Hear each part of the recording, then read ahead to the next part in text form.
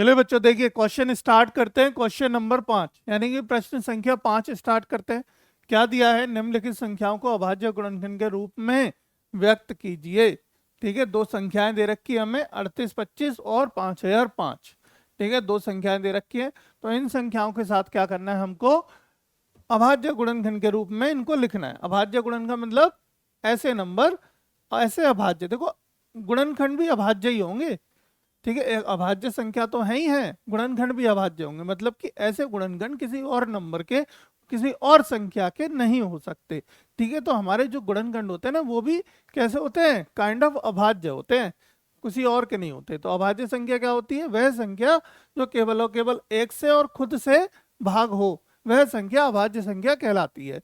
तो गुणनखंड देखो क्या होंगे? 3825, ठीक है, इसके फैक्टर करो 5005, इसके गुणनखंड करो, है ना भाई। चलो संख्याएं थोड़ी सी बड़ी बड़ी हैं, बच्चे करेंगे कैसे करेंगे सर? अरे करके तो देखो, बहुत छोटा हो जाता है। ठीक है, तो दो से देखो काटो, बताओ दो से क्या काटेंगे? दो से काटो जल्दी से। दो से कर सकते हो? दो से नहीं कटेगा, ये भी दो से नहीं कटेगा। तो यानी शुरुआत किससे करें? 5 से कि 3 से? 3 से करते हैं, 3 से करते हैं यहाँ पे। तो 3 एकम 3, काट के देखते हैं, कट जाएगा तो ठीक है, नहीं कटेगा तो मिटा देंगे। ठीक है, 3 एकम 3। और हालांकि 3 से काटने का तरीका एक और मैंने बताया था नियम। 3 से काटने का, अगर ये संख्या 3 से डिवाइड होगी कि नहीं, अगर ये आपको जांचना है या आपको पता करना है, तो कैसे पता करेंगे? एक काम करो, तीन सारे अंकों, सारी अंकों को, जितने भी अंक दे रखे हैं, 5 2, कितने हो गए? 7, 7 और 3 10, 10 और 8 18, 10 और 8 18, यानी कि सारे सभी संख्याओं का योग, यानी जितने अंक दे रखे हैं उन सबको जोड़ दो। और जोड़ने का जो योग आया यानी 18 आया, अगर तो वो 18 3 से डिवाइड है तो ये पूरी संख्या 3 से भाग हो जाएगी। ये सारण स्वरूप है, 18 3 से डिवाइड हो जाता है, इसलिए 3 से संख्या डिवाइड हो जाएगी। तो होगी, देखो कंफर्म होगी। 3 एकम 3, 3 दूनी 6, 2 बचेगा, 3 सत्ते 21, ठीक है, एक बचेगा, 3 पंजे 15। कट गई? देखा कट गई ना? अब 3 से फिर से काट के देखो भाई, 3 चौक 12 और 3 दूनी 6 और 3 पंजे 15, कट गई। अब देखो भाई, अब हो गए हमारे 11। देखो सभी संख्याओं का योग गया अब 11।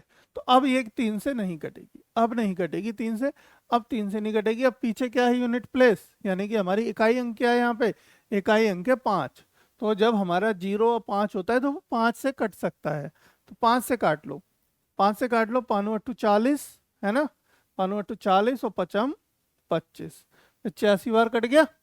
ठीक है, अब 5 से फिर से काट लो भाई, 5 एकम 5 और 5 सत्ते 35, और 17 क्या होता है? एक अभाज्य संख्या होती है, तो 17 किसी और से नहीं कटेगा, मतलब कि 17 से ही कटेगा।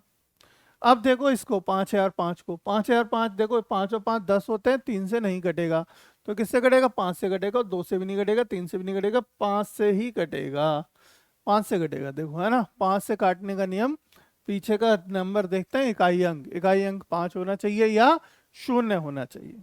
5 एकम 5, 0 0, 5 एकम 5, कट गया भाई 5 से। ठीक है, अब देखो 5 से नहीं कटेगा, अब फिर से नहीं कटेगा 5 से, तो 7 से काट के देखते हैं, अगला नंबर 7 होगा, 7 से काटेंगे। देखो अभाज्य संख्याओं से ही काट के देखते हैं, ठीक है, अभाज्य से, 6 से नहीं काटेंगे, 6 से नहीं काटेंगे, ठीक है, अभाज्य संख्या से ही काटेंगे। 7 एकम 7, भाई 7 एकम 7 हो गया, 3 बच गए हमारे, है ना, 3 यहाँ लग गया हमारा, 3 कहाँ लग गया? हमारा यहाँ लग गया। अब 3 बच गए, तो देखो फिर से कितने हो गए? 30 हो गए।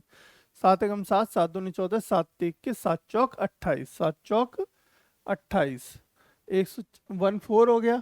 अब कितना बचा हमारा? 2 बचा, तो 7 ती 21, 7 ती 21, कट गया भाई, 143 आ गया।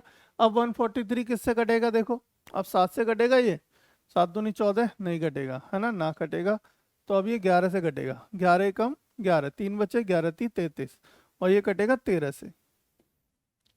13 एक अभाज्य संख्या होती है, 13 हमेशा 13 से ही कटेगा। ठीक है, तो देखो अभाज्य गुणनफल क्या आ गए हमारे? गुणनफल आ गए भाई 38 25 के, 38 25 के गुणनखंड आए, और 5005 के गुणनखंड आए। इन गुणनखंडों को आप गुणनफल के रूप में लिख दो, 3 गुणा 3 गुना 5 गुना 5, ठीक है, गुना 17, और इसको लिखेंगे 5 गुना 7 गुना 11 गुना 13। ठीक है, ठीक है भाई। अब देखो इनको पावर के रूप में लिख दें, 3 की घात 2, 5 की घात 2 और 17। इसको इसको तो कुछ नहीं कर सकते, ये तो एज इट इज रहेगा। तो ये अभाज्य संख्याओं के गुणनफल के रूप में व्यक्त कर दिया हमने इन दोनों संख्याओं को हमने व्यक्त कर दिया। ठीक है भाई, समझ में आ गया प्रश्न? इसका मतलब समझ में आना चाहिए, इसका, ठीक है, इसका मतलब समझ में आना चाहिए। ये जो है वो ये है, इसका मतलब हमारा ये है। ठीक है, अभाज्य गुणनखंडों के रूप में, अभाज्य गुणनखंडों के रूप में, अभाज्य संख्या है और गुणनफल के रूप में है। गुणनखंड नहीं, गुणनखंडों के गुणनफल। गुणनखंड क्या है? ये जो संख्याएं आ रही हैं गुणनखंड है, ठीक है, यानी फैक्टर हैं ये सारे। क्या है? फैक्टर। मतलब ये जो संख्या है ये इन सभी अंकों से डिवाइड हो जाएगी, इन सभी अंकों से डिवाइड हो जाएगी। ठीक, अब देखो इसको देखो जरा, ये भी हमारे क्या गुणनखंड है और ये हमारे आंसर आ गए। अब मैच करा लो, किससे मैच कर रहा है? 3 की घात 2, 5 की घात 2 और 17। 3 की घात 2, 5 की घात 2, 17, 5 7 13, 5 7 11 13। ऑप्शन नंबर सी बेटा मैच कर रहा है। ऑप्शन सी आपका बिल्कुल सही, बिल्कुल एकदम राइट आंसर ऑप्शन सी होगा। क्लियर है ना? समझ में आ गया क्वेश्चन? अब देखो इसका एलसीएम एचसीएफ और निकाल लेना। प्रश्न तो देखो दे रखा था सिर्फ हमें व्यक्त करने के रूप में यानी एक्सप्रेस करना है, लेकिन अगर मान लो उसमें कह देता कि साथ के साथ इनका एलसीएम और एचसीएफ भी ज्ञात करो, एलसीएम और एचसीएफ भी ज्ञात करो। देखो एचसीएफ मैं निकाल दूंगा, एलसीएम आप निकाल लेना। ठीक है, थोड़ा सा काम आपने भी करना है। एचसीएफ में क्या बताया था मैंने?